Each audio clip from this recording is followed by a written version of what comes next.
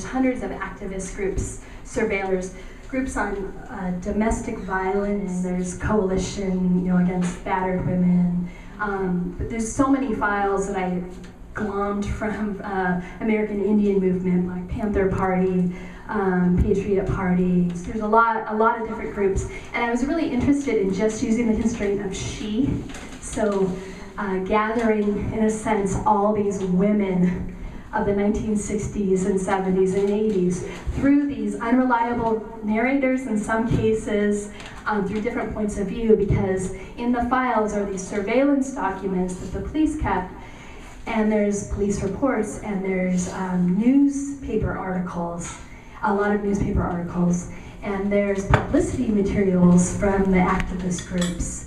So you'll kind of see it swerving in a lot of different ways. But I was really interested in the fact that these are, in a sense, people who are posited as dangerous.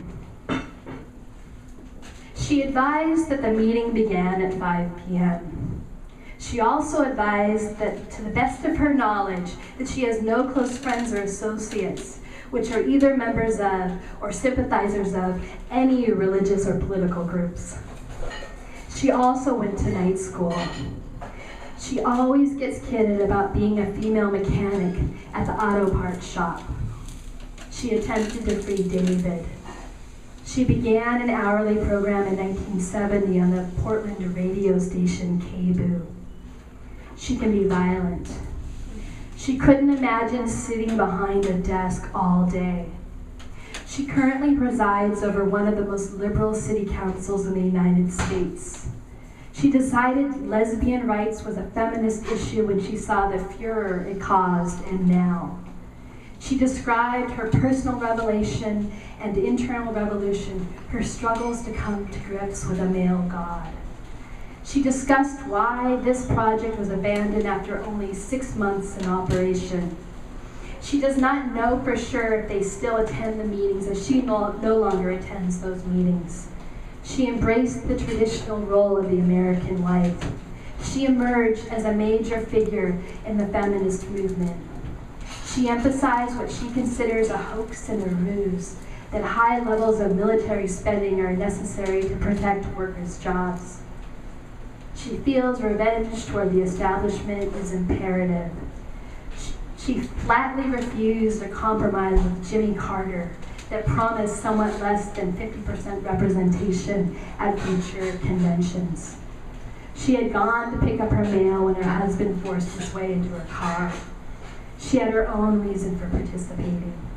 She had served as president of the station's board of directors. She had not seen the man whom she divorced in 1977 since she became entangled in the criminal justice system. She has 2 children. She ignited a bleacher full of men and women with her message about women, the Mormon church, and equal rights amendment. She is believed to be a lesbian. She is involved with the AIM movement. She's just sorry other women haven't shown more interest in automotive work. She is now awaiting sentencing. She is puzzled that there were no memos from the period of 1974 through 1977 when she was national president of Now. She is still learning. She knows of no New York political figures to whom she would have been writing at the age of 17. She led up to an attack on President Reagan by tracing the growth of what she called the ideology that is the cause of the arms race. She moved where her husband's jobs took them and did most of the housework. She needs a support group to develop her ideas. She now had her journeyman's card. She nurtures her children by trying to save the world from nuclear extinction. She pleaded guilty to the charge strictly on the advice of her court-appointed attorney. She practices medicine by speaking out against potential nuclear holocaust. She provided copies of the files to a reporter. She received terrorizing telephone calls and saw his truck drive by several times. She recently received 44 heavily censored pages from the FBI. She replied that there's a tremendous untapped majority out there, women. She said she couldn't see why an amendment with such a beautiful name could so strongly be opposed by her church. She said she did not agree to hire them. She said she had a 1-hour meeting with the president and he's frankly deluded. She said she recalls no participation in the drive to save convicted spies Julius and Ethel Rosenberg from execution.